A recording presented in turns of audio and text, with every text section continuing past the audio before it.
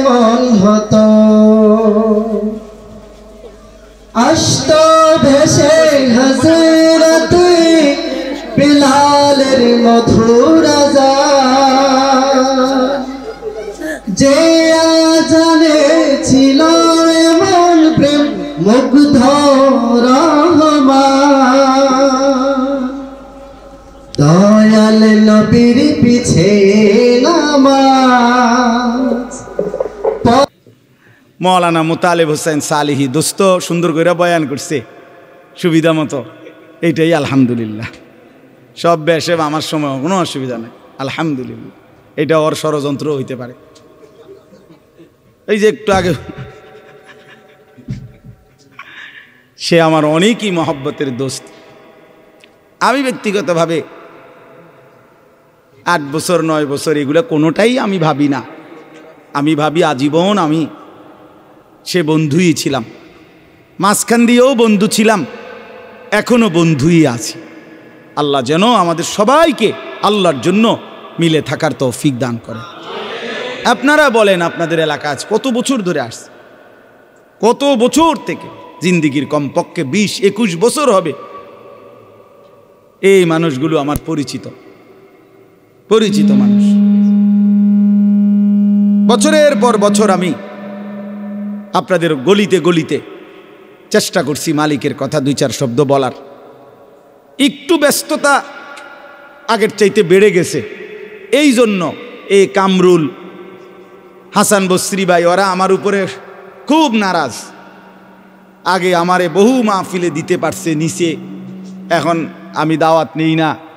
আসলে একটু ব্যস্ততা বাড়ার কারণে আগের মতো ইচ্ছে থাকা সত্ত্বেও আসতে পারি না। কিন্তু বিশ্বাস করেন, বিশেষভাবে মুরাদনগরের প্রতিটা মানুষের সাথে, মুরাদনগর উপজেলার সাথে আমার জিন্দিগির পুরাটা কর্মজীবনের সম্পর্ক। এজন্য আমারে তো হুজুরে আপনাদের কাছে আমি বহুদিন বলছি, আপনাদের মনে আছে কিনা, আমার শায়েখ আল্লামা মুফতি মুশতাকুন নবী কাসিমি হুজুর আমারে বহুদিন বলছে, মৌলানা আপনার মুরাদনগরে লেগে দিয়ে লাইলাম। অনেক দিন বলছে এই কথাটা। আগে তো এমন ছিল যে যখনই জিগাইতো মাহফিল কই আইজগা মুরাদনগর, কয় একদিন এই জন্য বলছে, কয় দিলাম যান আপনার মুরাদনগরে লেগে দিয়ে দিলাম। 4,000 কাফেরদের এমন তীব্র আক্রমণ করছে মুসলমানদের উপরে, একেবারে 12,000 সাহাবী অল্প সময়ের মধ্যেই যুদ্ধের ময়দান ছেড়ে দিছে। সবাই যার যার মতো ছত্রভঙ্গ হয়ে গেছে, অর্থাৎ দাঁড়াইতেই পারে না প্রথম আক্রমণ। তো তখন আল্লাহ নবী সাল্লাল্লাহু আলাইহি সাল্লাম একা যুদ্ধের ময়দানে নিজ জায়গায় দাঁড়িয়েছিলেন। এক সুতা এক কদম নবী সাল্লাল্লাহু আলাইহি সাল্লাম পিছান নাই, এবং সাহাবীদের এবং কাফেরদেরকে লক্ষ্য করে দোনো পক্ষকেই 2টা কথা নবী বলছেন। সাহাবীদের দিকে তাকাইয়া বলছেন, আনান নবিয়্যুল লা কাযিব, আমি নবী আল্লাহর, আমি মিথ্যাবাদী না, আমার উপরে আল্লাহর সাহায্য আসবেই, তোমরা ফিরে আস। আর কাফেরদের দিকে তাকাইয়া বলছে, আনা ইবনু আব্দুল মুত্তালিব, আমি আব্দুল মুত্তালিবের বংশের ছেলে, আমি কাপুরুষ না, আমার সাথী কেউ যদি না থাকে আমি একা হলেও যুদ্ধ করে যাব, আমি বুকেই দেব, পিঠ দেখাবো না। এই একা হলেও যুদ্ধ কর। নবী সাল্লাল্লাহু আলাইহি সাল্লাম একাই টিকে ছিলেন। এজন্য বাপ এটা জরুরি বিষয়। দিন যত যাচ্ছে, সময় যত আগে বাড়তেছে, এদিক দিয়ে দিন কমে, ওদিক দিয়ে কিয়ামত আগায়, এটাই স্বাভাবিক।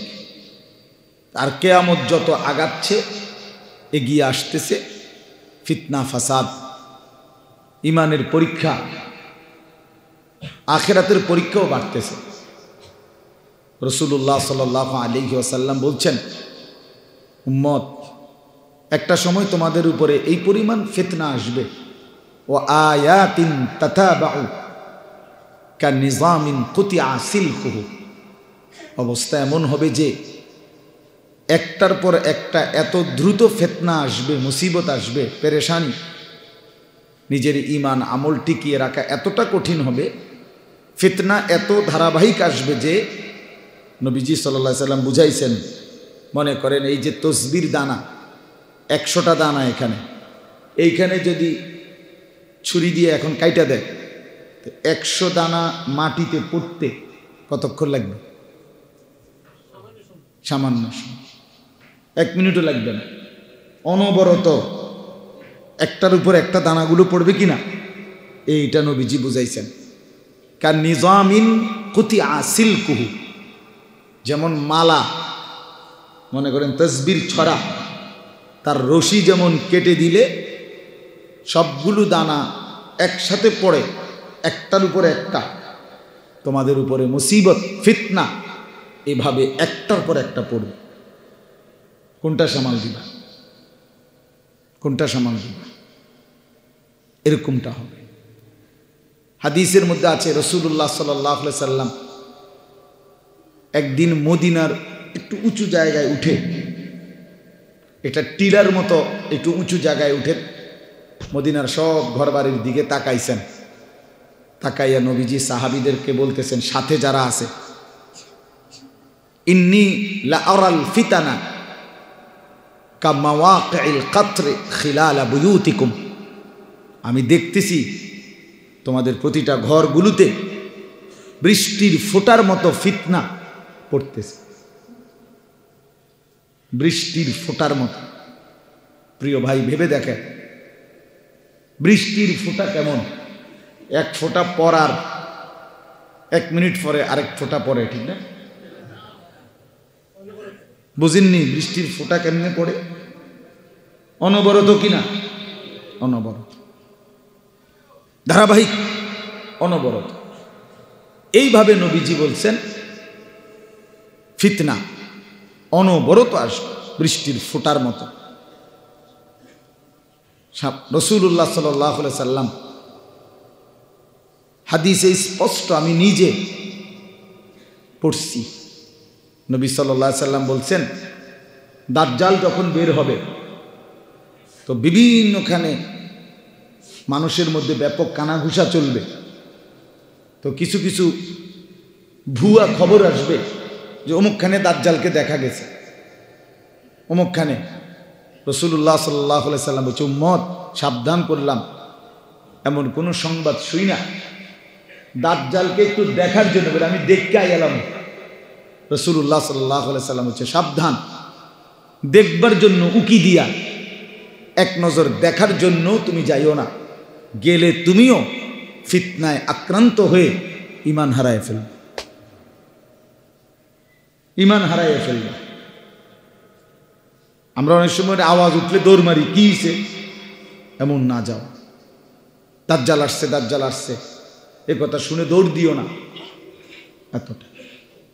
রাসূলুল্লাহ সাল্লাল্লাহু আলাইহি ওয়াসাল্লাম বলছেন।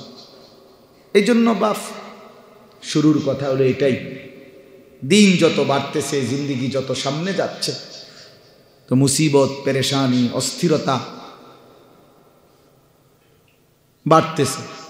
রাসূলুল্লাহ সাল্লাল্লাহু আলাইহি ওয়াসাল্লাম বলছেন, একটা সময় এমন আসবে যখন ঈমান সংরক্ষণ করা এতটা কঠিন হবে যে কাল কাবিজ আলাল জাম, হাতের মধ্যে, তালুর মধ্যে জ্বলন্ত কয়লা নেওয়া যতটা কঠিন হবে, হাতের মধ্যে যদি জ্বলন্ত কয়লা হাতের তালুতে রাখা যেমন কঠিন, নিজের ঈমান হেফাজত করা এতটা কঠিন।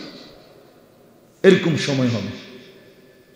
নবী সাল্লাল্লাহু আলাইহি ওয়াসাল্লাম বলেন, বাদিরু বিল আমালি ফিতানান কাকিতাইল লাইলিল মুজলিম। নবীজি সাল্লাল্লাহু আলাইহি সাল্লাম বলেন, শোনো আমার উম্মত, সময় থাকতে ফিতনা অতিরিক্ত আসার আগে আগেই নেক আমলগুলো জলদি জলদি করে ফেলো, দ্রুত দ্রুত। এখন সময় আছে, যতক্ষণ সুযোগ আছে নেক আমলগুলো জলদি জলদি করো। নামাজ, রোজা, দান, সাদাকা, জিকির, তেলাওয়াত, তাহাজ্জুদ, দ্রুত করো, দ্রুত। ফিতনা আসতে আসতে, ফিতনা কেমন আসবে? নবী সাল্লাল্লাহু আলাইহি সাল্লাম বলেন, কাকিতাইল লাইলিল মুজলিম, অমাবস্যার অন্ধকার রাতে যেমন মানুষ পথ হারায় ফেলে, এই রকম ফিতনা আসবে। অর্থাৎ চারিদিকে বেদিশা হইয়া যাইবা, এত বেশি অন্ধকার যে নিজের শরীরে দেখা যায় না। অমাবস্যার অন্ধকারের মতো তোমাদের উপরে ফিতনা আসবে, তখন আর আমল করার সময় পাইবা না। আমি একটা ছোট্ট উদাহরণ দিই মানে বোঝানোর জন্য।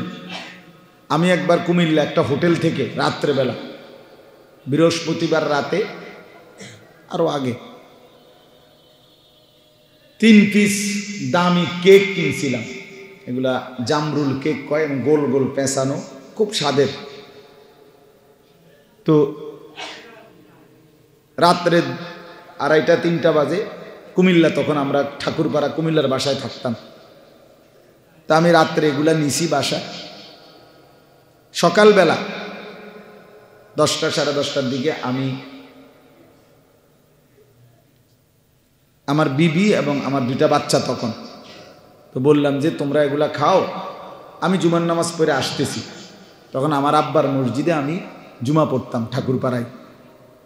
আমি নামাজ পড়ে আসতেছি, আমি আমার লাগে 1 পিস রাখো বা একটু রাখো, তো আমি এটা পরে খাবো, তোমরা এখন খাইয়া ফেলো, আমার সময় নেই। তো ওরা, আমার 2 বাচ্চা এবং বিবি, তারা একটু একটু খাইছে। আমি জুমার নামাজ পড়ে আইসা দেখি 3 জনই ফিট হইয়া পড়ে গেছে।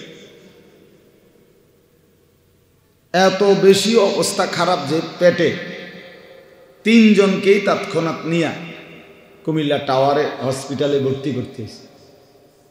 এখন 3 জন 3 সিটে, মেয়েটা একটা সিটে দিছে, ছেলেরে একখানে দিছে, বিবিরে একটা সিটে দিছে। এখন আমারে ডাক্তারে একবার বলতেছে এটা আনেন ছেলের লেগা, একবার মেয়ের লেগা। আমি সোজা পাগল হয়ে গেছি। হায় হায়, আমি এখন কি করতাম? কি ওর কাছে যাইতাম না হের কাছে যাইতাম না এর কাছে যাইতাম, একই টাইমে। তো যা আমার বোঝানোর উদ্দেশ্য হলো যে মুসিবতটা যখন একসাথে হয়ে যায় অনেকগুলো, মানুষ তখন দিশেহারা হয়ে যায় যে আমি এখন কি করতে পারি। এই জন্য বাপ, একটা সময় এমন আসবে যে একটা ফ্যামিলির সকলেই এলোমেলো, বাবার তখন মাথা ঠিক থাকবে না। হায়, আমার ছেলেটাও এলোমেলো, মেয়েটাও এলোমেলো, ছেলের বউটাও এলোমেলো, মেয়ের জামাইটাও এলোমেলো, নাতি নাতনিগুলোও এলোমেলো, সবাই এক একজন এক এক মতো। আমার জিন্দিগির আর কি ঠিক করমু কাকে, বুঝামু কারে, মানা করমু কারে, ডাকমু কারে। এই জন্য আজকে কিন্তু আপনারা লক্ষ্য করে দেখেন, একজন মুসলমান তার ঘরের মানুষগুলোর প্রতি তার কোনো নিয়ন্ত্রণ নেই। খাট পালং সোফা ফার্নিচার এটি খুব সুন্দর, বার্নিশ চমৎকার, ইট বালু সিমেন্ট সব 1 নাম্বার, কাঠ 1 নাম্বার, সব খুব সুন্দর। আপন সন্তান, আপন পরিবারের মানুষগুলোর উপরে যে মানুষটা অভিভাবক, রোজগার করে, উপার্জন করে, এই বেচারার কোনো নিয়ন্ত্রণ নেই। চোখের সামনে ছেলেটা, আমি বাপ, অথচ এটা আমার সন্তান। সন্তান এই ছেলেটার বাপ দাদার কারোর সাথে তার চুল, চেহারা, চলা ফেরার কোনো মিল নেই। মেয়েটা মেয়েটার মতো, বউ বউর মতো, যার মন চায় মোবাইল টিপে, যার মন চায় আড্ডা দেয়, যার মন চায় ছবি দেখে, যার মন চায় টেলিভিশন দেখে, যার যেটা মন চায় সে ওইটা করতেছে। বউয়ে টেলিভিশন দেখতেছে, ছেলে মোবাইল টিপতেছে, মেয়ে অন্য ছেলের সাথে কথা বলতেছে, সবাই নাফরমানির মধ্যে ব্যস্ত। আর এই বেচারা মাথার ঘাম পায়ে ফেলে এদের জন্য টাকা পয়সা, বাজার সদাই, ঘর দুয়ার, ফার্নিচার, এগুলো ব্যবস্থা করতে করতে তার জানটা শেষ হয়ে যায়। কিন্তু যাদের জন্য উপার্জন করতেছে তাদের কারো উপরে তার কোনো নিয়ন্ত্রণ নাই। এর চাইতে বড় দুর্ভাগ্য আর কি, এর চাইতে বড় বদনসিব আর কি বলেন। আমার আজীবনের চিল্লারি এটা, সারাটা বছর আমি এই চিল্লাই এই কথার,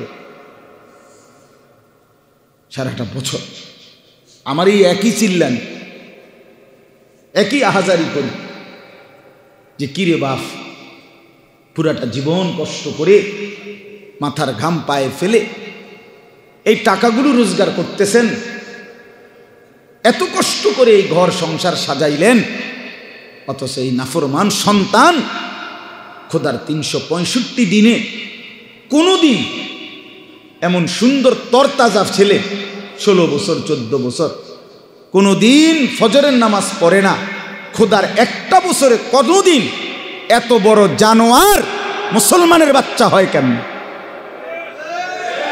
এত বড় জানোয়ার মুসলমানের বাচ্চা হয় কেমনে?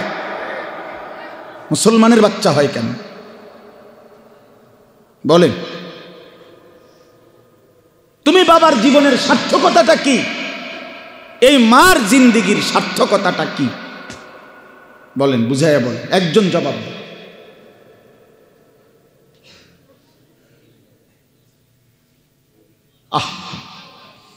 খাট বানাইলেন 40,000 টাকা দিয়া, আর সেই খাটের মধ্যে শুইয়া সারা রাত ছেলে উলঙ্গ ছবি দেখে। সোফা বানাইলেন 70,000 টাকা খরচ কইরা, সেই সোফাত বৈশা বউ বাচ্চা নাতি নাতনি সারাক্ষণ রঙিন টেলিভিশনে নাচ গান নাটক সিনেমা নর্তকীর ছবি দেখে। এই ছিল মুসলমানের জীবন? এটাই আপনার জীবনের সফলতা? এটাই জীবনের চাওয়া পাওয়া ছিল? এই জন্য প্রিয় ভাই তোমাদেরকেও বলি, ভাই একই কথা ভাইয়া, আয়াহসাবুল ইনসানু আন ইউতরাকা সুদান। আল্লাহ তাআলা বলছে, মানুষ কি ভেবেছো তোমরা আমি তোমাদেরকে এমনি এমনি ছেড়ে দেব? আফা হাসিবতুম আন্নামা খালাকনাকুম আবাথান। আল্লাহ তাআলা বলে, বান্দা তুমি কি এই মনে করেছো যে আমি তোমাদেরকে অনর্থক বানিয়েছি? হাল আতা আলাল ইনসানি হিনুম মিনাদ দাহর লাম ইয়াকুন শাইআম মাযকুরা। আল্লাহ তাআলা বলে, বান্দা তুমি জানো না কত যুগ যুগ ধরে আমি আল্লাহ তোমাকে সৃষ্টি করেছি। তুমি 9 মাসে হও নাই, তুমি 9 বছরে তৈরি হও নাই। তুমি জানো না বান্দা, মাটির অস্তিত্ব থেকে আমি তোমাকে বানাইছি। প্রথম তোমার অস্তিত্বের প্রথম বিন্দু মাটি। ওয়ালাকাদ খালাকনাল ইনসানা মিন সুলালাতিন মিন তিন। আল্লাহ তাআলা বলেন, মাটির সারাংশ থেকে আমি আল্লাহ মানুষকে বানিয়েছি। সেই মাটিটা যেটার থেকে তোমারে বানাইছি, সেটা আমি কত হাজার বছর ধরে এই পৃথিবীতে রাখছি। পৃথিবীর কেউ জানতো না, শুধু আমি আল্লাহ জানি। কথা বোঝেন নাই? শুধু আল্লাহ জানে, আল্লাহ জানেন, শুধু আল্লাহ জানেন। মাটি থেকে খাবার উৎপাদন করেছি, সেই খাবারের কণিকার মধ্যে তুমি ছিলা, তোমার অস্তিত্ব ছিল। সেখান থেকে নির্দিষ্ট পরিমাণ খাবার তোমার বাবা ভক্ষণ করছে। সেই বাবার খাবার থেকে আমি আল্লাহ বীর্যের ফোঁটা তৈরি করেছি, তুমি তার মধ্যে ছিলা। সেখান থেকে একটা নির্দিষ্ট সময়ে তোমারই বাবা মায়ের মিলনে উভয়ের বীর্য একত্র করে মিন নুতফাতিন আমশাজ একত্রিত করে মায়ের জরায়ুতে আমি আল্লাহ স্থাপন করেছি। সেখান থেকে আরো 9 মাস ধারাবাহিকভাবে মায়ের রেহেমে, মায়ের জরায়ুতে আমি আল্লাহ তোমাকে তৈরি করেছি। জমাট রক্ত, গোশতের টুকরা, হাড্ডির কঙ্কাল, নাক কান চোখ দিয়ে গোশত মিলাইয়া একদিন রূহ ফুঁকে দিয়ে মায়ের পেট থেকে বের করে এই পৃথিবীর আলো দেখতে দিছি। তুমি জানো না বান্দা, তোমারে বানাইতে আমার বহুদিন লাগছে। আমি সেই মালিক যে মালিক কুন বললে হয়ে যেত। আল্লাহ তো কুন বললেই হয়ে যায়, হও বললেই তো হয়ে যায়, ঠিক কি না বলে? তাহলে আমারে আপনারে আল্লাহ তাআলা 9 মাস লাগাইলো কেন, 9 বছর লাগাইলো কেন? এত লম্বা সময় আমরা জানি না মাটি হিসাবে কতদিন ছিলাম, আমরা জানি না খাবার হিসাবে কতদিন ছিলাম, আমরা জানি না বাবার বীর্য হিসাবে কতদিন ছিলাম, আমরা জানি না মায়ের জরায়ুতে কোন দিন স্থাপন হলাম, আমরা জানি না 9 মাসে কোন দিন নাক লাগাইছে, কোন দিন কেউ বলতে পারে? বলো ছেলেরা, একটা ছেলে বলো, বাপ তোমার মায়ের গর্ভে যে তুমি ছিলা 10 মাস, তোমার নাক লাগাইছে কোন দিন, তোমার চোখ লাগাইছে কোন দিন? এমন সুন্দর যত্ন করে শরীর সাজাইছে যিনি, তিনি পৃথিবীর কাউকে জানান নাই, তোমার মাকেও বলে নাই, মাকেও জানাই নাই যে মা আজ রাতে তোর ছেলের নাক লাগাবো, আজকে রাতে তোর ছেলের কান লাগাবো। আল্লাহ বলে না বান্দা, পৃথিবীর কাউকে না জানিয়ে শুধু আমি একা অন্ধকারের ভেতরে আমি নিজ হাতে তুমি বান্দাকে বানাইছি। তুই আমার বড় মহব্বতের বান্দা, তুই আমার বহুতই আদরের বান্দারে, তোরে আমি বড় যত্ন করে বানিয়েছি। ওয়ালাকাদ খালাকনাকুম সুম্মা সাওয়ারনাকুম। আল্লাহ বলে বান্দা শোনো, তোমাদেরকে আমি বানিয়েছি, তোমাদেরকে আমি আল্লাহ সাজিয়েছি, বানাইছিও আমি, সাজাইছিও আমি। এই নাক, এই চোখ, হাত, পাও, অঙ্গ প্রত্যঙ্গ, এটা আমার সেটিং, আমি আল্লাহর বাছাই, এটা আমার ডিজাইন, পৃথিবীর কারো ডিজাইন না। কি বলে? আল্লাহর ডিজাইন কিনা এটা?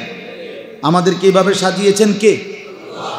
আল্লাহ তাআলা বলে ঠিক এভাবে আবার আজকে যেমন সাজিয়েছি, হাসরের ময়দানে হুবহু হুবহু ওই চোখ, ওই নাক, ওই কান, ওই চুল, ওই চামড়া তোমারটাই আবার প্রয়োজনে 1,00,000 কোটি বছর হোক কবর থেকে আবার হুবহু সেটাই আমি আবার ফেরত দাঁড় করাবো।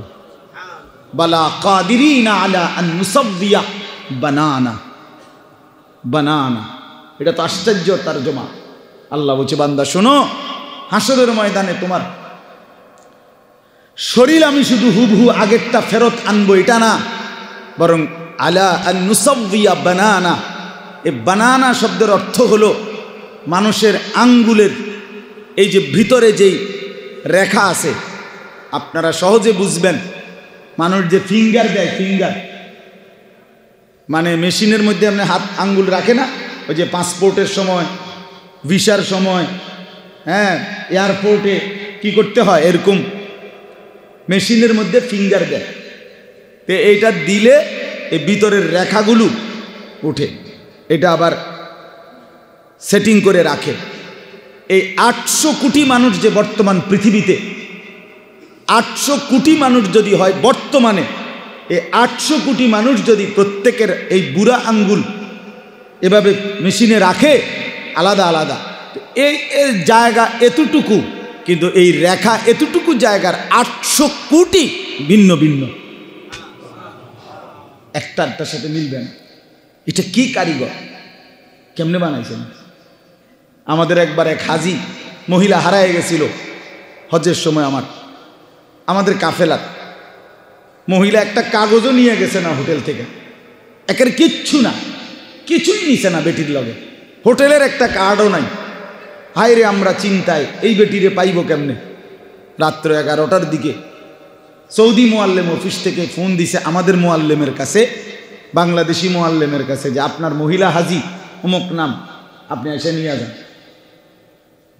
তা আমাদের মোয়াল্লিম জিয়া ওইখান থেকে মহিলারা আনছে, তো জিজ্ঞেস করছে যে আপনারা ওনারে কেমনে চিনলেন যে এটা আমার হাজি? মহিলার কাছে কিছুই নাই, কিন্তু শেষ পর্যন্ত আমরা তার ওই ফিঙ্গার আবার মেশিনে যখন দিছি, তখন তো ওই ফিঙ্গার দেওয়াতেই পুরা তথ্য এটা চলে আসছে। তো এখানেই তো আছে কম্পিউটারে যে সে কোন হাজি, কার গ্রুপ, কার কি, সব কিছু শুধু আঙ্গুলের ছাপ দিয়া। তো আমার অর্থ হইল, আল্লাহ তাআলা বলে এই আলা আন নুসাব্বিয়া বানানা অর্থ হইল, আল্লাহ বলে বান্দা হাসরের ময়দানে এই দুনিয়ার ফিঙ্গার আঙ্গুলের যে ছাপ রেখা, আমি আল্লাহ আদম থেকে নিয়ে ইসরাফিলের ফু পর্যন্ত যত কোটি মানুষ বানাইছি, প্রত্যেক প্রত্যেককে যে আলাদা আলাদা রেখা দিছি, ওই আলাদা রেখা দুনিয়াতে যেটা দিছিলাম হাসরের ময়দানে হুবহু ফিঙ্গারটা রেখাগুলো ওইটাই ফেরাই আনবে। এখনকার ফিঙ্গার হাসরের মাঠে আবার দিও, তোমারটাই আসবে। সুবহানাল্লাহ। এজন্য বাপ আমার, বন্ধু আমার বলার উদ্দেশ্য ছিল এই কথাটাই বলা, নিজের জীবনের কদর করা, নিজের ভুলে না যাওয়া। ছেলেরা তোমরা ভাইবা দেখো বাপ, নিজেদের চেহারা, নিজেদের সুরত, নিজেদের চলন ভলন, সারা দিনের নিজেদের ব্যস্ততা আল্লাহরে সাক্ষী রাইখা, প্রিয় বন্ধু আমার, তুমি আমার সন্তান, তুমি আমার ভাই, কেউ হয়তো আমার ছেলের বয়সী, কেউ আমার ভাইয়ের বয়সী, তোমাদেরকে অনুরোধ করছি বাবা, একটাবার নিজের সাথে নিজে বোঝাপড়া কইর যে এরই নাম মুসলমান, তুমি মুসলমানেরই সন্তান, যে 5 ওয়াক্ত নামাজ, এক বেলা নামাজও যার পড়তে মন চায় না, তুমি মুসলমানেরই সন্তান। সকাল থেকে নিয়ে রাত 12টা 1টা 2টা পর্যন্ত সারাটা দিন তুমি মোবাইল নিয়েই ব্যস্ত, নারী, ছবি, নাচ, গান, অশ্লীল দৃশ্য, বেহায়াপনা, এরই নাম মুসলমানের সন্তান। চেহারার মাথার চুল থেকে পায়ের নখ পর্যন্ত কোনো কিছুতেই ইসলামের কোনো চিহ্ন নাই, এরই নাম মুসলমানের সন্তান। মুসলমান এমনই হওয়ার কথা ছিল। রাসূলুল্লাহ সাল্লাল্লাহু আলাইহি ওয়াসাল্লামের 23 বছরের মেহনত এজন্যই ছিল। বলে কি হবে সেদিন? আমি বলি বাপ, প্রিয় নবী সাল্লাল্লাহু আলাইহি ওয়াসাল্লাম হাসরের ময়দানে প্রত্যেকের আমল নামা, এই উম্মতের সকলের আমল নামা নবীজি দেখবেন, নবীজি সাল্লাল্লাহু আলাইহি ওয়াসাল্লাম দেখবেন। আর আমল নামা হাতে নিয়ে যখন দেখবেন, পৃষ্ঠার পর পৃষ্ঠা, পৃষ্ঠার পর পৃষ্ঠা, কোনো নেকি নাই, ফজরের নামাজ পড়ে না, 30 বছর 20 বছর, 30 বছর মিথ্যা বলে, 40 বছর যাবৎ সুদের ব্যবসা, কিস্তির টাকা, হারামের টাকা,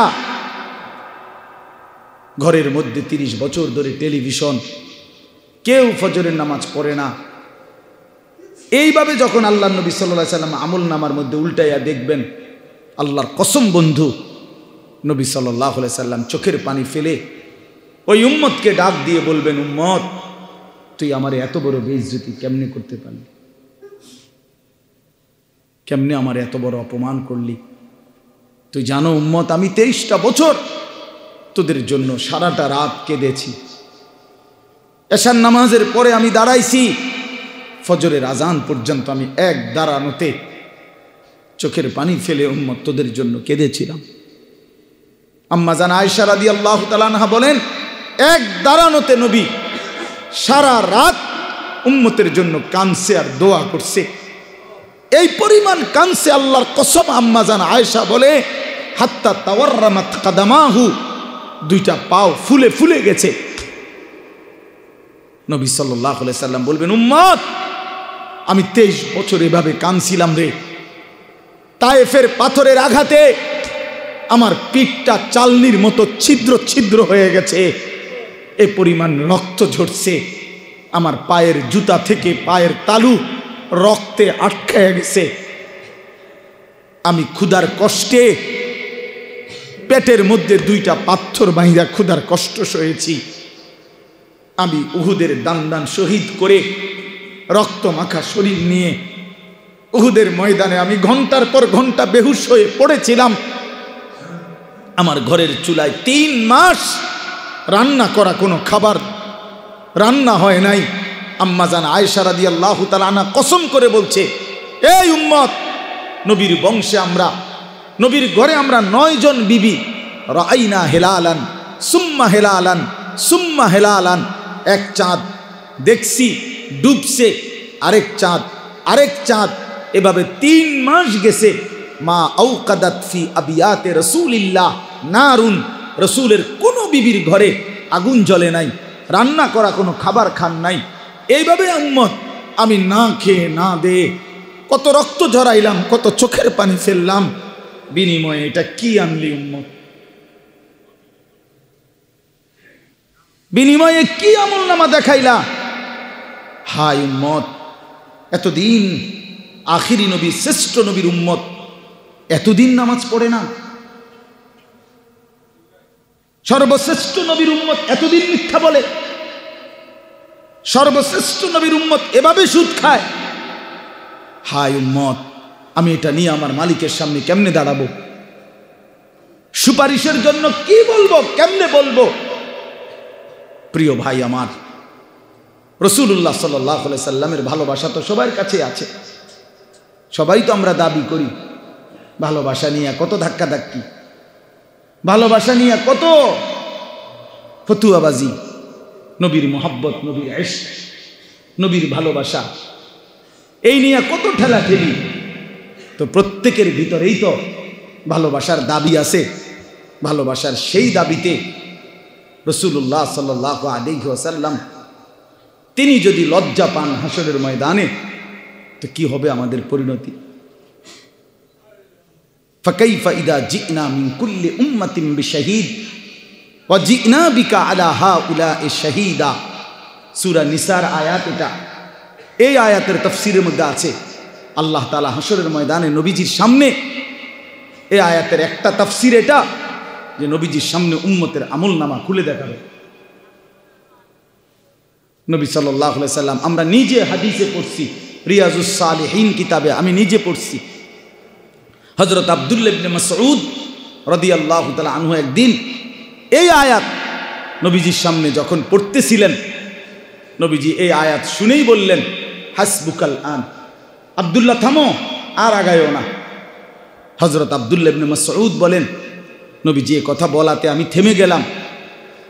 ফালতাফাত্তু, আমি নবীজির দিকে চোখ তুলে তাকাইলাম, তাকাইয়া দেখলাম ফাইদা আইনাহু তাদরিফান, আল্লাহ নবী সাল্লাল্লাহু আলাইহি সাল্লামের দুই চোখ দিয়ে অঝরে পানি ঝরতেছে।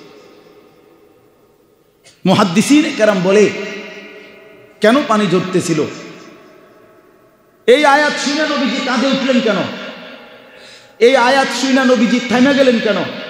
ওনারে আর সামনে করতে দেয় নাই কেন বললেন?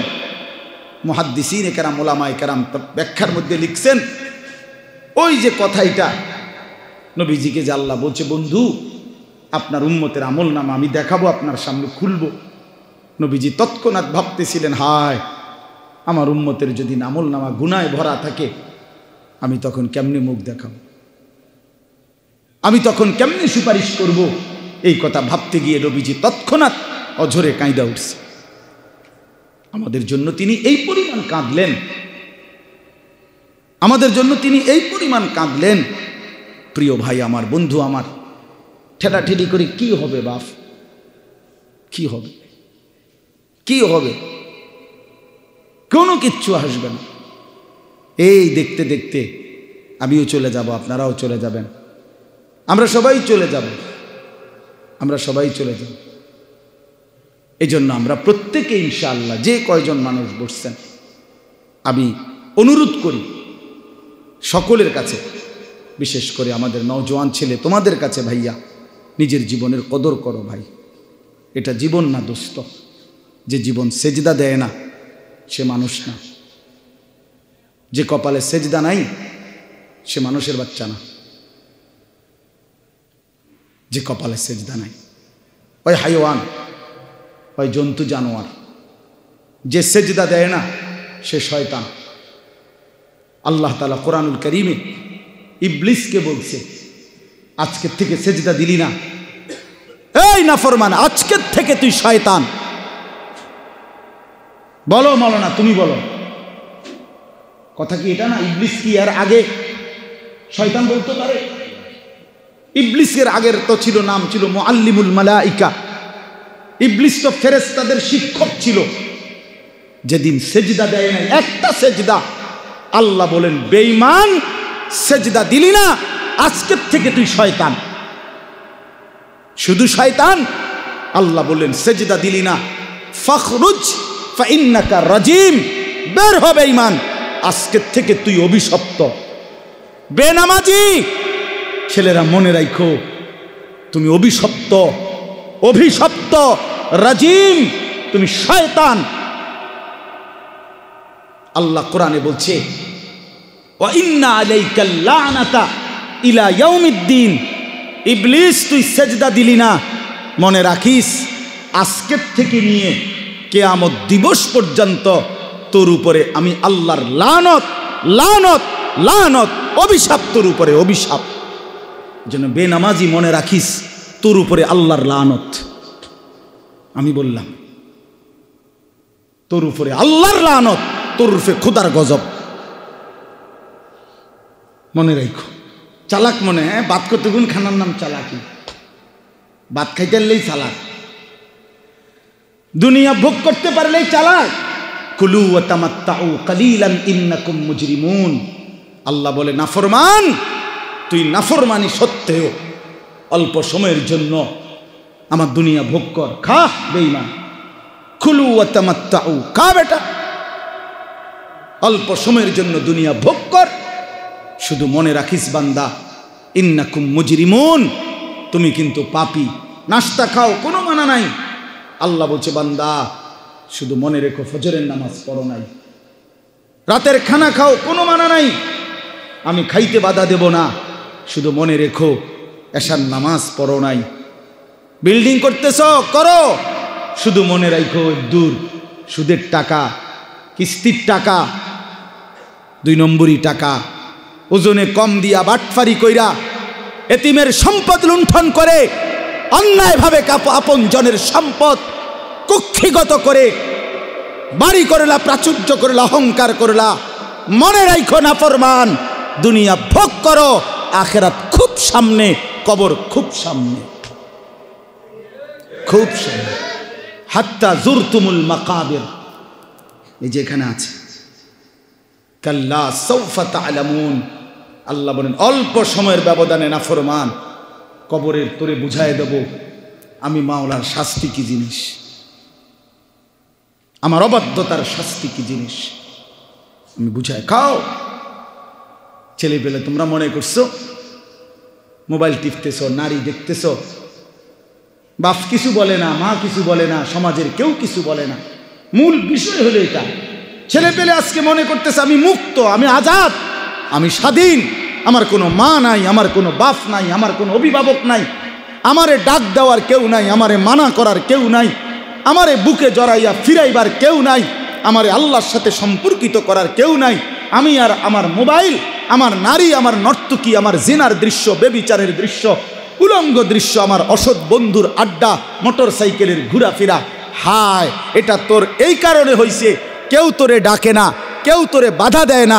মূল কারণ বাবা, আমি বললাম যার মা তারে ডাকে না, যার বাবা তারে ডাকে না, যার অভিভাবক কাউরে ডাকে না, এত গুনাহ, এত নাফরমানি, এত মিথ্যা, এত নাচ, এত উলঙ্গ ছবি দেখার পরেও তোমারে কেউ বাধা দেয় না। কারণটা কি? তোর উপরে আল্লাহর লানত পড়ছে, খোদার গজব পড়ছে, এই জন্য তোরে আর কোনো মাখলুক দেখে না।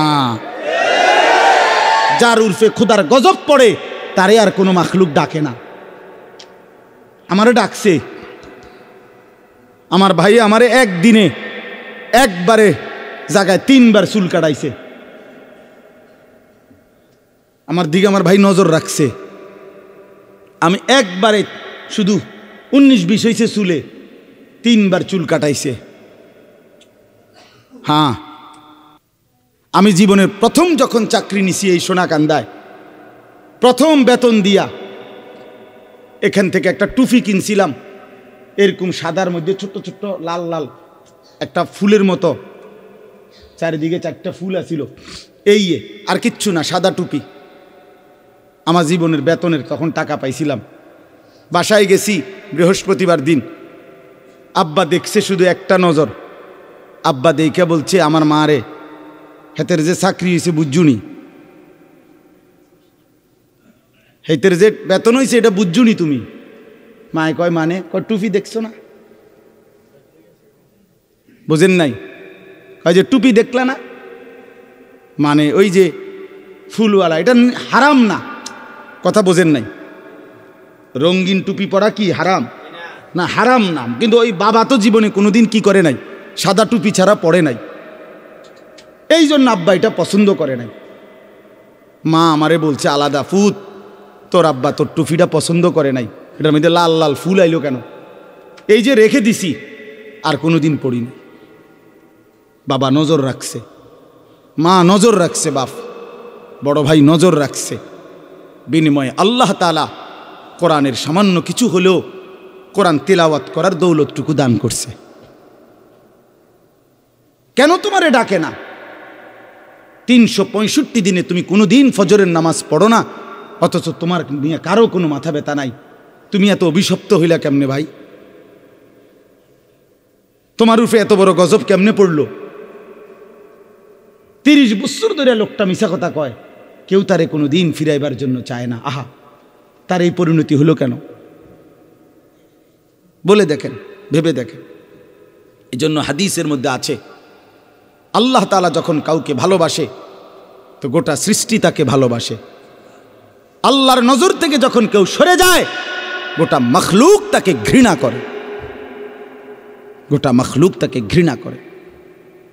এই জন্য আমি অনুরোধ করলাম, প্রিয় ভাই আমার, নিজের কদর করো, নিজের কদর করো, জিন্দেগির কদর করো, জীবনের কদর করো। বলো ইনশাআল্লাহ, ছেলেরা বলো ইনশাআল্লাহ। হ্যাঁ, হালালের উপরে উঠো, আখলাক ঠিক রাখো ভাইয়া, নারীর ফান্দে পইরো না, অশ্লীলতার ফান্দে পইরো না ভাইয়া। যে চাহিদা আল্লাহ দিছে সে চাহিদা পূরণের ব্যবস্থাও আল্লাহ রাখছে। তৃষ্ণা আল্লাহ দিছেন তো পানি আল্লাহই দিছেন, খাবারের ভোগ আল্লাহ দিছেন তো খাবারের ব্যবস্থা আল্লাহই করছেন। তাইলে যে মালিক তৃষ্ণা দিলেন তিনি পানিও দিছেন, যিনি খাবারের ভোগ ক্ষুধার্ত এটা যিনি বানাইলেন তিনি খাবারও দিয়েছেন। অতএব লজ্জাস্থানের চাহিদা, শাহওয়াত, যৌন চাহিদা এটা যিনি দিয়েছেন তিনি হালাল স্ত্রী, বৈধ স্ত্রীও সৃষ্টি করে রেখেছেন। মিলেই যাবে, একটু সময় পরে মিলেই যাবে। নিজের থেকে কুত্তার মতো না হওয়া, বেবিচারী কুকুরের মতো নারীর পিছনে যে ঘোরে, হারাম নারীর পিছনে, সে তার জিন্দিগি কুকুরের মতো, কুকুরের মতো পিছনে হাঁটে। তার কোনো হায়া নাই, লজ্জা নাই, আত্মমর্যাদা নাই, গায়রত নাই। একটা বেড়ই তৈয়া বেডির পিছনে জিন্দিগি শেষ করে দিছে। তুই কিসের বেড়ই বেড়া? তুই প্লাস্টিক বেড়া, তুই কিসের বেড়ই বেড়া? আকামলা কোথাকার, জিন্দিগি পুরাটা বেডির কাছে তুলে দিছ। সারাদিন নারী, সারাদিন ছবি, সারাদিন নারী নিয়ে কল্পনা। এটা কি ধরনের জিন্দিগি? এই অপদার্থ তো মরে যাওয়া ভালো। তো ফালতু জীবন। আমরা কি শুধুই কেবল নারীর জন্য সৃষ্টি হয়েছি?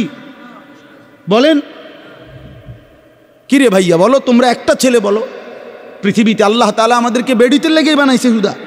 তো সারাদিন এটা কি জীবন?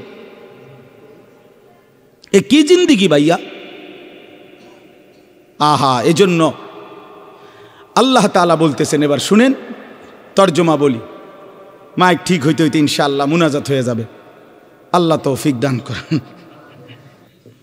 মৌলানা মুতালেব হোসেন সালিহি দোস্ত সুন্দর করে বয়ান করছে সুবিধা মতো, এইটাই আলহামদুলিল্লাহ।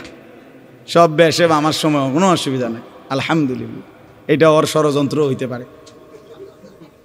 এই যে একটু আগে সে আমার অনেকই মহব্বতের দোস্ত। আমি ব্যক্তিগতভাবে 8 বছর 9 বছর এগুলো কোনোটাই আমি ভাবি না। আমি ভাবি আজীবন আমি সে বন্ধুই ছিলাম, মাঝখান দিয়েও বন্ধু ছিলাম, এখনো বন্ধুই আছি। আল্লাহ যেন আমাদের সবাইকে আল্লাহর জন্য মিলে থাকার তৌফিক দান করে। আপনারা বলেন, আপনাদের এলাকা আজ কত বছর ধরে আসছে? কত বছর থেকে? জিন্দিগির কমপক্ষে 20-21 বছর হবে। এই মানুষগুলো আমার পরিচিত মানুষ। বছরের পর বছর আমি আপনাদের গলিতে গলিতে চেষ্টা করছি মালিকের কথা 2-4 শব্দ বলার। একটু ব্যস্ততা আগের চাইতে বেড়ে গেছে, এই জন্য এই কামরুল, হাসান বসরি ভাই, ওরা আমার উপরে খুব নারাজ। আগে আমারে বহু মাহফিলে দিতে পারছে নিচে, এখন আমি দাওয়াত নেই না। আসলে একটু ব্যস্ততা বাড়ার কারণে আগের মতো ইচ্ছে থাকা সত্ত্বেও আসতে পারি না। কিন্তু বিশ্বাস করেন, বিশেষভাবে মুরাদনগরের প্রতিটা মানুষের সাথে, মুরাদনগর উপজেলার সাথে আমার জিন্দিগির পুরাটা কর্মজীবনের সম্পর্ক। এজন্য আমারে তো হুজুরে আপনাদের কাছে আমি বহুদিন বলছি, আপনাদের মনে আছে কিনা, আমার শায়েখ আল্লামা মুফতি মুশতাকুন নবী কাসিমি হুজুর আমারে বহুদিন বলছে, মৌলানা আপনারে মুরাদনগরে লেগেই দিয়ে লাইলাম। অনেক দিন বলছে এই কথাটা। আগে তো এমন ছিল যে যখনই জিগাইতো মাহফিল কই আইজগা মুরাদনগর, কয় একদিন এই জন্য বলছে, কয় দিলাম যান আপনারে মুরাদনগরে লেগে দিয়ে দিলাম। এই জন্য আলহামদুলিল্লাহ আমরা আপনাদেরকে মহব্বত করি। যুবক ভাই, আমি তোমাদের জন্য আন্তরিকভাবে দোয়া করি। বয়স্ক বাবারা যারা আছেন সবাই এই তর্জমাটা এবার শুনেন, তাইলেই কথা শেষ। আল্লাহ তাআলা বলেন, বিস্তারিত আর ব্যাখ্যা করতে চাই না, অল্প কথাই বলি। আল্লাহ তাআলা বলেন, আলহাকুমুত তাকাসুর। আল্লাহ তাআলা বলেন, দুনিয়ার অর্থ সম্পদ, বংশধর, ক্ষমতা, প্রভাব, প্রতিপত্তি, এক কথায় দুনিয়া বাড়ানোর নেশা তোমাদেরকে ডুবাইয়া ফেলল, আখেরাত ভুলাইয়া ফেলল। আলহাকুম শব্দের দুই অর্থ, শাগালাকুম ফিদ দুনিয়া, আরেক অর্থ আনসাকুম আল আখেরা। দুনিয়া বাড়ানোর নেশা, আরো গাড়ি, আরো বাড়ি, আরো জায়গা, আরো জমি, আরো খাট, আরো পালং, আরো সোফা, আরো ফার্নিচার, আরো বাজার, আরো ব্যবসা, আরো দোকান, আরো কামাই, আরো চাই, আরো চাই, আরো চাই। এই বাড়ানোর প্রতিযোগিতা, এই বাড়ানোর নেশা, শাগালাকুম ফিদ দুনিয়া, তোমাদেরকে দুনিয়ার মধ্যে ডুবাইয়া ফেললো। ও আনসাকুম আল আখেরা, হায় বান্দা আখেরাত ভুলাইয়া দিল, আখেরাত ভুলাইয়া দিল। 60 বছর আজও আখেরাতের সময় নাই, 70 বছর, 50 বছর আজও সময় নাই। ব্যস্ত ব্যস্ত ব্যস্ত ব্যস্ত ব্যস্ত, রাতেও ব্যস্ত। সামান্য চা বিক্রি করে, নামাজের টাইম নাই। একটা অটো চালায়, নামাজের সময় নাই। সিএনজি চালায়, নামাজের সময় নাই। 8-10 হাজার 20 হাজার টাকার চাকরি করে। আহারে বান্দা, আল্লাহ যেন বলতেছে, হায় অল্প কদ্দুরে এই চাকরি, এই কদ্দুরের জন্য নামাজ পড়ার কোনো টাইম নাই। তাহলে আল্লাহ তাআলা বলেন, এই দুনিয়া তোমাদেরকে ডুবাইয়া ফেললো, আখেরাত ভুলাইয়া দিল, আখেরাত ভুলাইয়া দিল দুনিয়া বাড়ানোর নেশায়। হাত্তা জুরতুমুল মাকাবির, শোনো, এরই মধ্যে একদিন তুমি পৌঁছে গেলা কবরস্থানে। একদিন দেখবা পৃথিবীর সবই আছে, শুধু তুমি নাই, তুমি কবরস্থানে। ছেলেরা আমার, বন্ধুরা আমার, বাবারা আমার, ভেবে দেখেন, একটা সেকেন্ড ভাবেন। এই দেখতে দেখতে আমি যেদিন মরে যাব, সেদিনও পৃথিবীতে সূর্য উঠবে, চাঁদ উঠবে, সূর্য ডুববে, চাঁদ ডুববে, পৃথিবীর দোকানপাটগুলো খুলবে, মানুষের ব্যস্ততম জিন্দিগি সবই হবে, শুধু আনিসুর রহমান স্তব্ধ পড়ে থাকবে। শুধু আনিসুর রহমানেরই হাত নড়বে না, পাও নড়বে না, চোখ নড়বে না, শুধু আমারই কোনো স্পন্দন থাকবে না। আর বাকি পৃথিবী ঠিকই চলমান। স্বার্থপর এই দুনিয়া আমার জন্য 1 ঘন্টাও থামবে না। পাষাণ এই দুনিয়া বন্ধু আমার 1 সেকেন্ডও থামবে না। সামনের সিএনজি অ্যাক্সিডেন্ট করে 3টা যাত্রী হয়তো মরে গেছে, লাশ রাস্তায় পড়ে আছে, রাস্তায় জ্যাম বাইজা গেছে, পিছনের একটা গাড়িও থামতে রাজি না, সাইড করে দাও, চলে যাই, আমাদের হাতে সময় নেই। ওরে ভাই মরে গেছে তো, আরে মরে যাক বেটা, পুলিশ কই বেটা, রাস্তা ক্লিয়ার করতে কবে বেটা। এরই নাম দুনিয়া, ঠিক না? এরই নাম দুনিয়া ভাইয়া। স্বার্থপর, স্বার্থপর, স্বার্থপর, স্বার্থপর। আপনারে যেদিন দুপুরবেলা আসরের নামাজের পরে আপনার ছেলে মেয়ে বউ বাচ্চা সারাদিন কাঁদছে, ওরা আসরের পরে আপনার জানাজা পড়ছে, দাফন করছে, এই মানুষগুলো যেগুলো কাঁদছে, এই দেখবেন রাত 9টা বাজে ওই দিন ওরাও ভাত খাইতে আসে। কি পাশের ঘর থেকে ভাত আইনা দিছে, ফার্মের মুরগা, তেলাপিয়া মাছ, মসুরির ডাল, সাদা ভাত, সবাই বসাইয়া খাওয়াইতেছে। সবাই আরো যাইতে কইতেছে, আরো দুগা ভাত লও, আরো 2 টুকরা গোস্ত লও, যেই কান্দাটা কানছো তুমি, এত কান্দে তো শরীর দুর্বল হয়ে যাইব, এবারটা মরছে, মরিয়া গেছে। এরই নাম দুনিয়া। আমি তো কত সময় বলছি, কোন ব্যক্তি, যে ব্যক্তি ঘর সাজাইছে, ফার্নিচার সাজাইছে, পুরা ঘরে আসবাবপত্র দিয়া সাজাইয়া গেছে, খাট, পালং, সোফা, ফার্নিচার, ফ্রিজ, এসি, আলমারি, চায়ের কাপ, লবণের বাটি, কাচের প্লেট, আল্লাহর কসম ভাই, 20 বছর পরে যদি কবর থেকে উঠা আইসা এই লোকটা নিজের ঘরে আইসা দেখবে তার সাজানো ফার্নিচার কিচ্ছু নাই, কিচ্ছু নাই। যদি জিজ্ঞাসা করে ছেলে নাতিকে, এই বাপ, আমার বানানো সেই মালগুলো, সামানাগুলো, ফার্নিচারগুলো কই, ছেলে বা নাতি বলবে দাদা অথবা বাবা, এগুলো পুরান হয়ে গেছে, এই মডেল আর এখন চলে না, এই জন্য এগুলো ফেলে দিছি 5-7 বছর আগে, আমনে আইবেন জানলে তো রাখিয়ে দিলাম। কি মিথ্যা বললাম? এর নাম দুনিয়া। আমার দাদা মারা যাওয়ার 12 বছর পরে আমার জ্যাঠারে জিজ্ঞেস করছিলাম, ও আমার জ্যাঠারে চিনে, অল্প কিছুদিন আগে জ্যাঠা মারা গেছে। আমার জ্যাঠারে জিজ্ঞাসিলাম, জ্যাঠা 12 বছর পরে আমার দাদার স্মৃতিস্বরূপ আপনার কাছে আমার দাদার ঘরের কিছু আসেনি, একটা নুনের বাড়ি, কাচের প্লেট। আমার জ্যাঠা মাথা নামায় ফেলছে, চোখের পানি ছেড়ে দিয়া বলছে, ভাতিজা তোরে দেখাইবার মতো আমার কাছে কিছুই নাই, বাবার কোনো স্মৃতিই নাই। এর নাম দুনিয়া। ওমাল হায়াতুদ দুনিয়া ইল্লা মাতাউল গুরুর। আল্লাহ বলে, বান্দা দুনিয়ার জীবন শুধুই ধোঁকা, শুধুই ধোঁকা। ফামা মাতাউল হায়াতিদ দুনিয়া ফিল আখিরাতে ইল্লা কালিল। আল্লাহ বলে, আখিরাতের তুলনায় দুনিয়ার জীবন একদমই সামান্য। ওমা হাদিহিল হায়াতুদ দুনিয়া ইল্লা লাহবুন ওয়া লাইব। আল্লাহ বলে, দুনিয়ার জীবন আর কিছুই নয় বান্দা, শুধুই তামাশা, খেলাধুলা, খেলাধুলা। ওয়ালামু আন্নামাল হায়াতুদ দুনিয়া লাইবুন ওয়া লাহবুন ওয়া জিনা ওয়া তাফাখুরুম বাইনাকুম ওয়া তাকাসুরুন ফিল আমওয়ালি ওয়াল আওলাদ। আল্লাহ বলে, দুনিয়ার জীবন শুনো, খেলাধুলা, তামাশা, কিছুক্ষণের সাজগোজ, এই fair and lovely, face wash, powder, snow, কিছুক্ষণের গর্ব, অহংকার, বড়াই, কিছুক্ষণ সম্পদ আর সন্তানের হিসাব।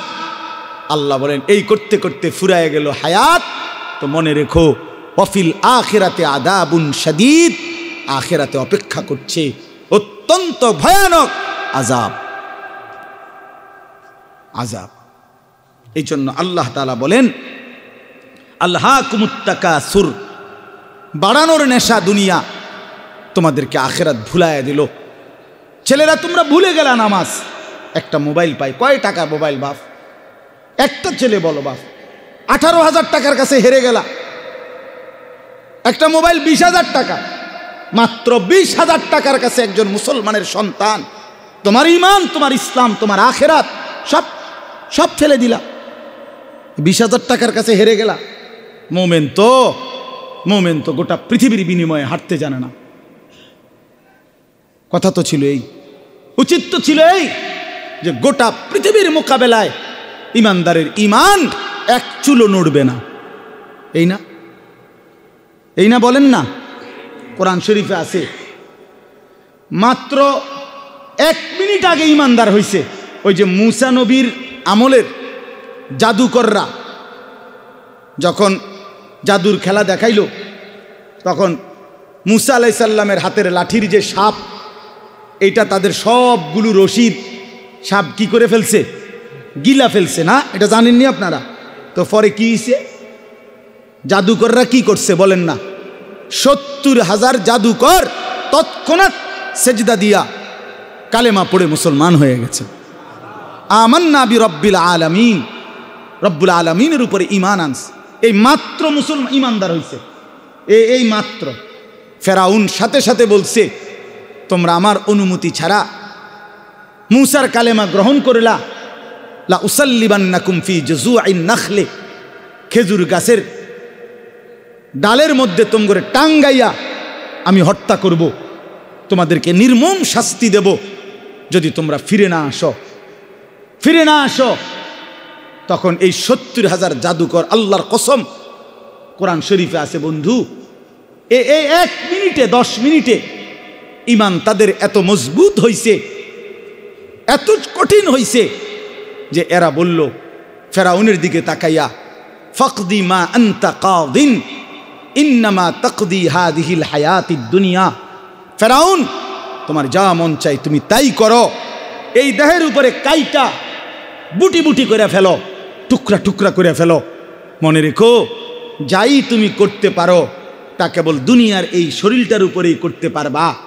একটু পরে যখন রূহ চলে যাবে তৎক্ষণাৎ মাওলার জান্নাতে ঢুকে যাব। করো মিয়া। এই ঈমান এত বড় সম্পদ, এত বড় নিয়ামত, এত বড় নিয়ামত, এত বড় নিয়ামত। ফেরাউন হযরতে আসিয়াকে,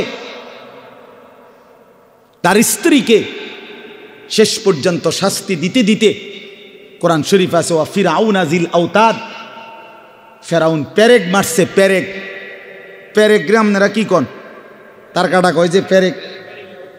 এই পুরা শরীরের মধ্যে আসিয়ার পেরেক মারছে, পেরেক মাইরা কাঠের মধ্যে আটকাইয়া ফেলছে, আটকাইয়া বলছে রক্ত ঝরছে অঝরে। ফেরাউন বলছে আসিয়া, এই শেষবারের মতো বলছি, ঈমান ছেড়ে দে, মুসার কালেমা ছেড়ে দে। আল্লাহর কসম তাফসীরের মধ্যে আছে, হযরতে আসিয়া বলছে ফেরাউন, রাজপ্রাসাদ ছেড়ে দেওয়া যায়, রানীর মর্যাদা ছেড়ে দেওয়া যায়, তোমার মতো বেটার স্ত্রী হওয়া ছেড়ে দেওয়া যায়, গোটা পৃথিবীর সব সম্মান মর্যাদা ছেড়ে দেওয়া যায়, কিন্তু কলিজার ভিতরে যেই ঈমান বসছে সেই ঈমান ছেড়ে দেওয়া যায় না। তুমি জানো না ঈমান কি বড় সম্পদ, আখিরাত কি বড় সম্পদ। শেষ পর্যন্ত ফেরাউন বলছে আসিয়াকে এই জীবিত এই অবস্থায় রাইখা, তাফসীরের মধ্যে আছে ফেরাউন তার সৈন্যদেরকে বলছে তাকে চামড়া এই জীবিত রাইখা ছিঁড়ে ফেলো, জীবিত রাইখা কাটো চামড়া ছিল, ছাগলের চামড়া গরুর চামড়া যেমনি ছিলে এভাবে ছিলতে শুরু করো। হযরতে আসিয়া তখন আল্লাহকে বলছে মাওলা, আমার এক্ষণ জান চলে যাবে, আমি জানি আমি শহীদ হয়ে যাব, তবে আমার শাহাদাতের পূর্ব মুহূর্তে এটাও কোরআনে আছে, উনি একটা দোয়া করছে, মাওলা শহীদ হব ঠিক আছে, কিন্তু আপনার কাছে আমার ফরিয়াদ, রব্বিবনি লি ইনদাকা বাইতান ফিল জান্নাহ, আপনার সাথে জান্নাতে আমার একটা ঘর দিয়েন, আমি আপনার সাথে, এটা মহব্বতের কথা, আপনার সাথে জান্নাতে একটা ঘর পেতে চাই। ওয়া নাজ্জিনি মিন ফিরআউনা ওয়া আমালিহি, ফেরাউন আর তার সমস্ত কুফরি কর্মকাণ্ড থেকে আপনি আমাকে রক্ষা করেন, আমারে রক্ষা করেন। ওয়া নাজ্জিনি মিনাল কওমিজ জালিমিন, জালেম সম্প্রদায় থেকে আমাকে রক্ষা করেন। আমি জীবন দিয়ে দিতে চাই, কিন্তু আপনার পাশে জান্নাতে একটা ঘর চাই। আল্লাহ তাআলা বলছে জিব্রাইল যাও আমার আসিয়ার সামনে তার জান্নাতের ঘরটা ধরো, জান্নাতের ঘরটা দেখতে দেখতে আমার আসিয়া জীবন দিয়ে শহীদ হয়ে আমার কাছে চলে আসুক। এই জন্য বাপ, আখিরাত না ছাড়া, আল্লাহকে না ভুলা, আল্লাহকে না ভুলা, আল্লাহকে না ভুলা, আখিরাত হারাইলে সব হারাইলাম, আল্লাহকে হারাইলে সব হারাইলাম। ও দুনিয়া এগুলো কিচ্ছু না দোস্ত, ওইসব চাকরি ফাকরি কিচ্ছু না, ও সরকারি চাকরি বেসরকারি চাকরি তো কিচ্ছুই না, কিচ্ছুই না। রিজিক আসমানওয়ালা দেয়, কে দেয় বলেন না? হ্যাঁ, এমপিওভুক্ত চাকরি এটা কোনো বিষয় না, রিজিক আসমানে। কোরআন শরীফের আয়াত তোমারে দেখাই, ওয়াফিস সামাই রিজকুকুম ওয়া মা তুআদুন, ওয়াফিস সামাই, ওয়াফিস সামাই, ওয়াফিস সামাই রিজকুকুম। কি বলো এমদাদ? শোনো, কোরআনে আল্লাহ বলছে আসমানে তোমাদের রিজিক, আসমানে তোমাদের রিজিক, আসমানে তোমাদের রিজিক। এমপিও ভুক্তি চাকরির মধ্যে না। আনিসুর রহমান 9 বছর এমপিও ভুক্তি চাকরি ছেড়ে দিছে। রব্বে কাবার কসম, এক লোকমা ভাতের অভাবে মরে নাই। মোতালেবও মরবে না ইনশাআল্লাহ। মোতালেব হোসেন সালিহিও মরবে না, মরবে না, মরবে না বললাম। ইজ্জতের রিজিক আল্লাহ তাআলা দেবে। তাকওয়ার মধ্যে রিজিক, হকের মধ্যে রিজিক, আল্লাহর গোলামির মধ্যেই রিজিক আছে। কোনো সমস্যা নাই। আসমানওয়ালা রাজি তো সব রাজি। जो तू मेरा तो सब मेरा, फलक मेरा जमी मेरी। যখন আল্লাহ আমার, সব আমার, আসমানও আমার, জমিনও আমার। अगर एक तू नहीं मेरा तो कोई शई नहीं मेरी। যদি আল্লাহ আমার না হয় তো আমার কিচ্ছু নাই। সব হারিয়ে কাকে পেতে চাই বলেন না? সবাই বলেন আল্লাহকে, আল্লাহকে, আল্লাহকে, আল্লাহকে, আল্লাহকে। যুবক ফিরে আসো ভাইয়া, যুবক নষ্ট হইও না, চরিত্রহীন হইও না। মনে রাখো বাপ, আমি বারবার এই কথা বলতেছিলাম, অসংখ্যবার বলছি গত কিছুদিন আগেও, যে ফিলিস্তিনের মুসলমান আজীবন রক্ত দিবে আর তুমি আজীবন মোবাইল টিপবা। তুমি কি ভাবছ? রোহিঙ্গা মুসলমান আজীবন জীবন দিবে, তুমি মুসলমান জীবনে আর নির্যাতিত হবা না। কি ভাবছো মনে করো? আজকে সেটা প্রমাণ হয়েছে।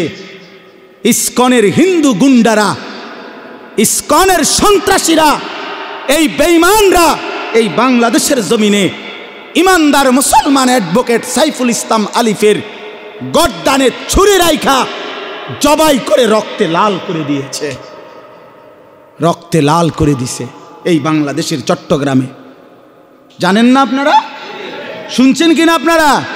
হ্যাঁ, ছেলেরা বাপ টিপো, মোবাইল টিপো, নারী দেখো, উলঙ্গ ছবি দেখো।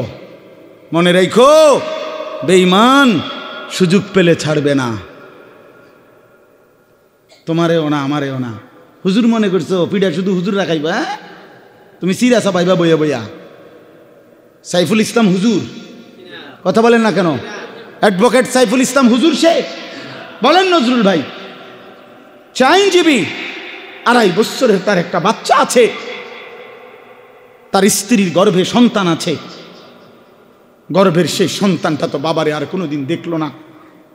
2.5 বছরের বাচ্চাটা, আমার যে 3 বছরের একটা বাচ্চা আছে, আল্লাহর কসম প্রতিটা রাতের যদি 3টাও বাজে, আপনি আমার ড্রাইভাররে জিজ্ঞাসা করে দেখেন, আমার মেয়েটা সজাগ থাকে।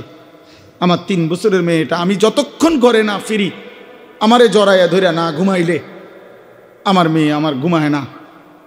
এমন আদরেরই তো সন্তান সাইফুলের সন্তানটা। সে আর বাবা ডাকবে কাকে?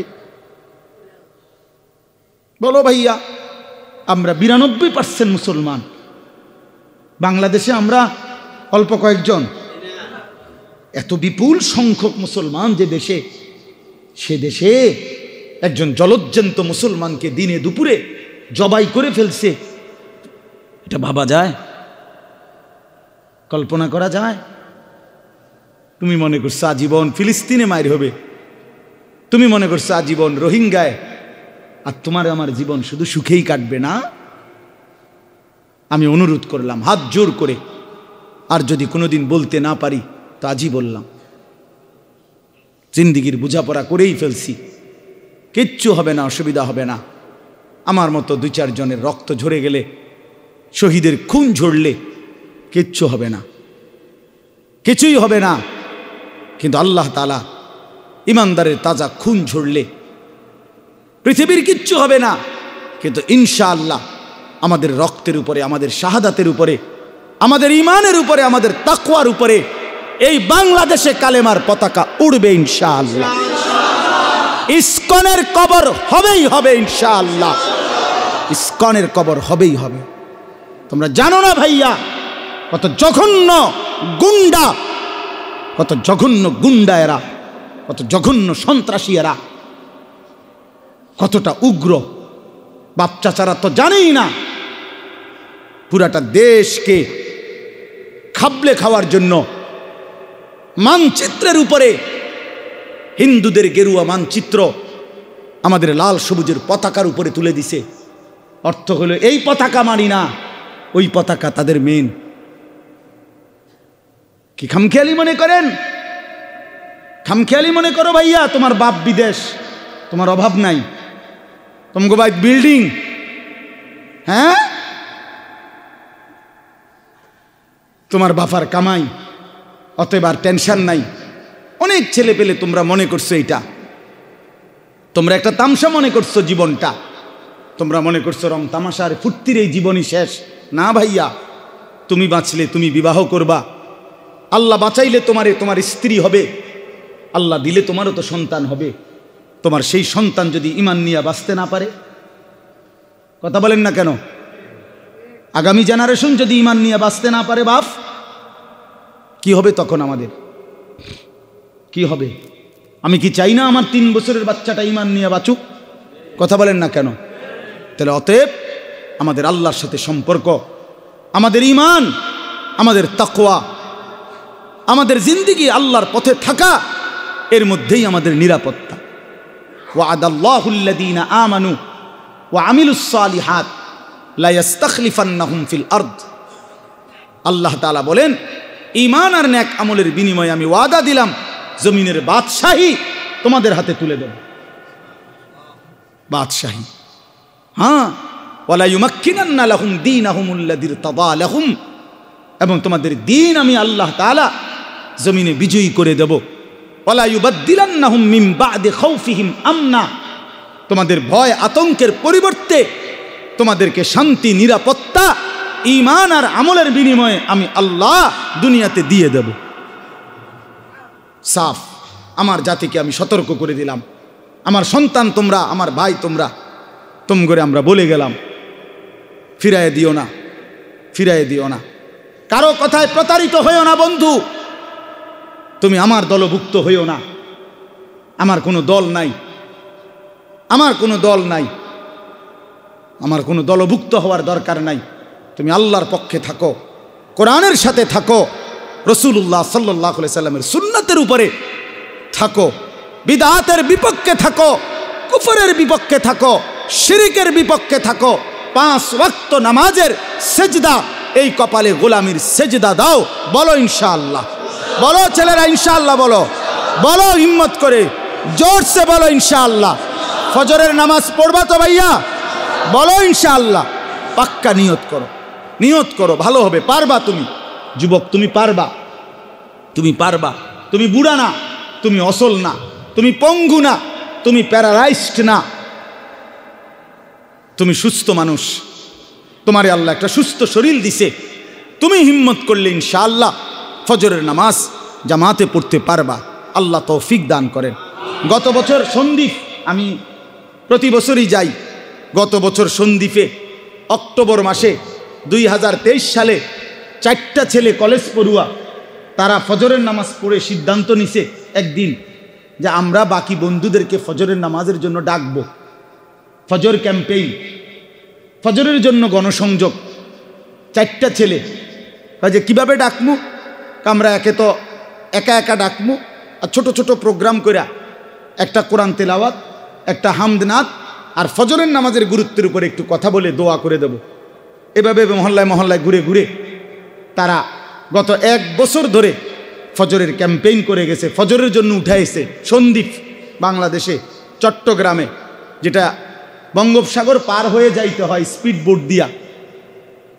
তো এই সন্দ্বীপে এই বছর বিশ্বাস করেন 19 নভেম্বর আমার সেখানে মাহফিল ছিল। রাত্রিবেলা যেই প্যান্ডেলে আমি ওয়াজ করছি, ওই প্যান্ডেলে তাদের মাহফিল ফজরবাদ, ওদের আলাদা মাহফিল, ওইটাতে আমা ফজরের পরে এই প্যান্ডেলের 2টার সমান হবে। পুরাটা প্যান্ডেল আধা ঘন্টার ভিতরে কিশোর তরুণ যুবক, পুরা প্যান্ডেল ভরপুর।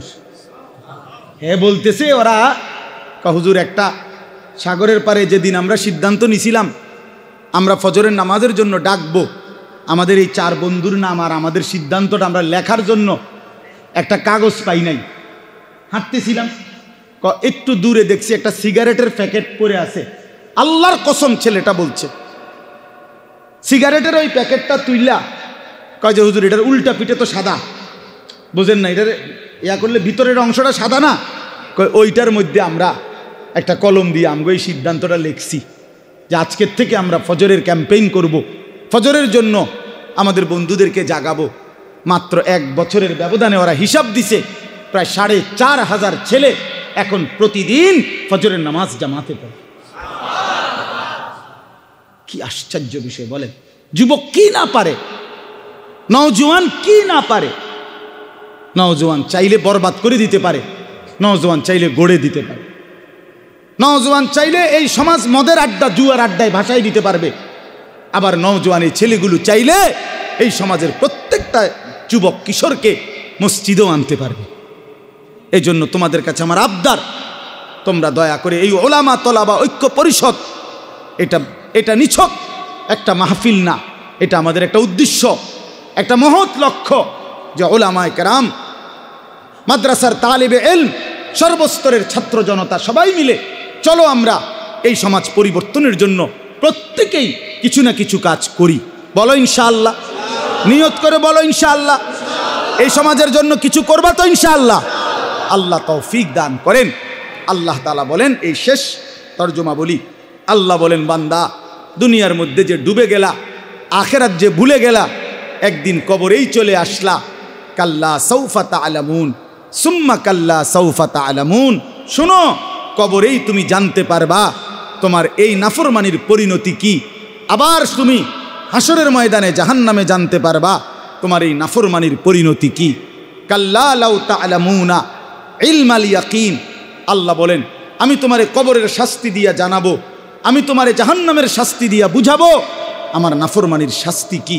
কাজেই তুমি যদি আজকে দুনিয়ায় থাকতে কোরআন সুন্নাহর আলোকে, ওলামায়ে কেরামের কথার আলোকে তুমি যদি নিশ্চিত জ্ঞান অর্জন করতা যে হ্যাঁ এটাই আমার দায়িত্ব, আখেরাত, কবর, হাসর, মিজান, ফুলসেরাত, আল্লাহ বলেন তাইলে কিন্তু খুব ভালো হতো। আজ যদি বুঝা নিতা, আজগা যদি ইয়াকিন হইতো, এখন যদি তোমাদের কলিজার মধ্যে বসতো যে কবর, হাসর, আখেরাত, মিজান, ফুলসেরাত, তাহলে কাল্লা লাউ তা'লামুনা ইলমাল ইয়াকিন, এখন যদি বুঝতা, মানতা, বিশ্বাস করতা তাহলে ভালো হতো। কারণ তাইলে নামাজ পড়তে পারতা, হারাম থেকে বাঁচতে পারতা, গুনাহ ছাড়তে পারতা। আল্লাহ বলেন যদি না করো তাহলে মনে রেখো লাতারাবুন্নাল জাহিম, অল্প সময় পরে হাসরের ময়দানে এই 2 চোখে সচক্ষে জাহান্নাম দেখবা। সুম্মা লাতারাবুন্নাহা আইনাল ইয়াকিন, সেদিন কিন্তু আযাব আর জাহান্নামের ব্যাপারে তোমার চোখে দেখা নিশ্চিত ইয়াকিন হবেই হবে। আজ তো মানলা না, কিন্তু সেদিন তো ইয়াকিন হবে, সেদিন তো অস্বীকার করতে পারবা না যখন 2 চোখে দেখবা। আপনাদেরকে বলি, এই যে এইটা যে একটা গ্লাস আপনারা দেখতেছেন তো তো কন্দে যে ফইলা যে কইলেন কেন বলেন, বলেন এটা একটা গ্লাস যে দেখতেছেন, কি এটা? ধর আমি এটা একটা গ্লাস। আরে আবার দেখেন কেমনে এত নিশ্চিত হইলেন? প্রধান বক্তা কইলাম আমি, আপনি কি কইবেন? ধর বেটা তোমার মতো প্রধান বক্তার খেতা গিলে বেটা, এটা আমি চোখে দেখতেছি টিস্যু বক্স, আপনি এটা গাছ জোরে কইলি বেটা গেলাস, ঠিক কিনা বলেন? এটা চোখে দেখা নিশ্চিত যে এটা কি? Tissue box. আল্লাহ তাআলা বলে জাহান্নামকে এভাবে চোখে দেখবা বান্দা, সেদিন আইনুল ইয়াকিন হবে, সেদিন নিশ্চিত ইয়াকিন হবে, সেদিন বুঝবা। কিন্তু ইয়াউমা ইদিন ইয়াতাযাক্কারুল ইনসান ওয়া আন্না লাহু যিকরা, আল্লাহ বলে জাহান্নামকে দেখে বান্দা দুনিয়ার সব কথা মনে পড়বে, কিন্তু আহা বান্দা বলো না সেদিন মনে পড়ে কি লাভ হবে? কি লাভ হবে? সর্বশেষ কথা হলো সুম্মা লাতুস, ভাইয়া কথা বলো, কে কথা? ওরে বাপ কথা বইলো না, শেষ তো। সুম্মা লাতুসআলুন্না ইয়াউমা ইদিন আনিন নাঈম, আল্লাহ তাআলা এই শেষ কথাটা শুনেন। আল্লাহ তাআলা বলেন অতএব বান্দা শুনলা তো যে কবরে তোমাকে আসতেই হবে, আমি তোমারে কবরেও বুঝামু, আমি তোমারে হাসরের ময়দানেও বুঝাবো, এবং তুমি দেখবা সচক্ষে জাহান্নাম। তখন তুমি নিশ্চিত হবা হায় কি করলাম। আল্লাহ বলেন অতঃপর আমি আল্লাহ হাসরের ময়দানে এনে তোমারে আমি আমার হায়াতে, তোমার হায়াতে এক বিন্দু বিসর্গ যত নিয়ামত দিছি, প্রতিটি নিয়ামতের ব্যাপারে একটা একটা করে আমি আল্লাহ তোমাকে জিজ্ঞেস করি। আমার প্রশ্নের উত্তর দিতে হবে।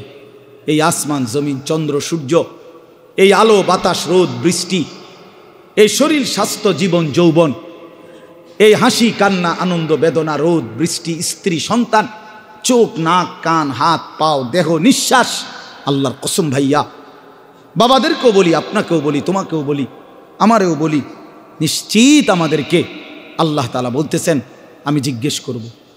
আমার প্রতিটি নিয়ামতের শুকর আদায় করছো নাকি নাফরমানি করেছো। আলাম নুসিহ জিসমা, হাদিসে আছে নবীজি বলছেন আল্লাহ জিজ্ঞেস করবে বান্দা আমি কি তোমার মোট এতদিন তোমার শরীরটা আমি সুস্থ রাখি নাই? আমার সেই সুস্থতার শরীরের কি কদর করেছ? গত এক সপ্তাহ আগে আমার এই কোমরের হাড্ডিটার মধ্যে 2 দিন ব্যথা ছিল, এই হাড্ডির এই পাশে, বৃহস্পতিবার এবং শুক্রবার। বিশ্বাস করেন আমি রাত্র সকালে এই পরিমাণ ব্যথাতে ছটফট করছি, 1 মিনিটের জন্য ঘুমাইতে পারছি না। আমি বুঝছি হায় মাওলা, একটু হাড্ডির এই সামান্য একটু ব্যথায় আমার 2 রাতের 2 দিনের ঘুম হারাম হয়ে গেছে। আমি যদি 30 বছর অসুস্থ থাকতাম।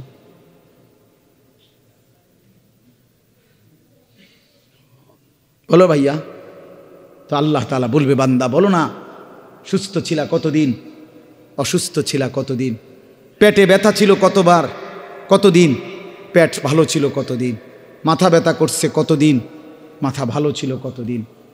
আমার দেওয়া নুরভিকা মিনাল মা, প্রতি ফোঁটা পানি যে পান করছো আমি সেটার হিসাব চাই বান্দা। প্রতি লোকমা খাবারের হিসাব দাও, প্রতিটা নিঃশ্বাসের হিসাব দাও, চোখের প্রতিটা পলকের হিসাব দাও। আল্লাহর কসম আল্লাহ বলছে ফাওয়ারাব্বিকা লানাসআলান্নাহুম আজমাইন, বান্দা কসম করে বলছি আমি কিন্তু তোমাদের সকলকে জিজ্ঞেস করব। ওয়াকিফুহুম ইন্নাহুম মাসউলুন, আল্লাহ বলবে হাসরের ময়দানে ফেরেশতা আমার বান্দাদেরকে দাঁড় করাও, একটা একটা করে জিজ্ঞেস করা হবে। ইন্নাস সামআ ওয়াল বাসারা ওয়াল ফুআদা কুল্লু উলাইকা কানা আনহু মাসউলা, আল্লাহ বলে কান চোখ অন্তর পর্যন্ত আমি আল্লাহর প্রশ্নের জবাব দিবে, আমি জিজ্ঞেস করব।